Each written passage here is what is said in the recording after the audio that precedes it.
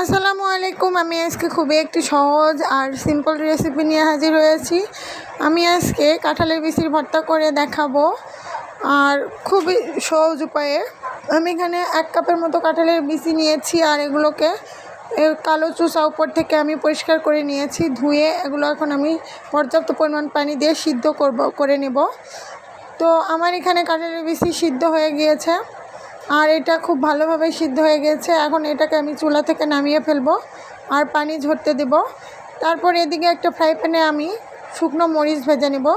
শুকনো মরিচ ভেজে না হলে এখানে অল্প পরিমাণ সয়াবিন তেল দিয়ে রসুন, আমি এখানে 2-3টার মতো রসুন নিয়েছি, আর পেঁয়াজ 3-4টার মতো কুচি করে নিয়েছি।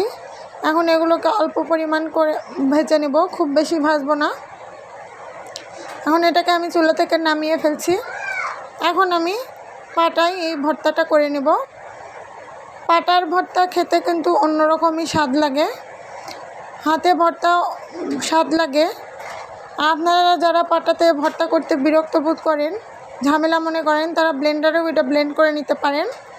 আর ব্লেন্ডারে ব্লেন্ড করে নেওয়ার পরে সব কিছু একসঙ্গে হাতে মেখে নিলেই তৈরি হয়ে যাবে সুস্বাদু কাঁঠালের ভর্তা। এখন এই সব কিছু আমি একসঙ্গে ভালোভাবে মিশিয়ে নিব। তো বন্ধুরা, আমার এই ভিডিও যদি আপনাদের ভালো লাগে অবশ্যই চ্যানেলটি সাবস্ক্রাইব করে আমার পাশে থাকার অনুরোধ রইল। আর যারা সাবস্ক্রাইব করেছেন তাদেরকে অসংখ্য ধন্যবাদ। এই কাঁঠালের বিচি ভর্তা 4-5 উপায়ে করা যায়, আমি সবচেয়ে সহজ রেসিপি দেখিয়েছি।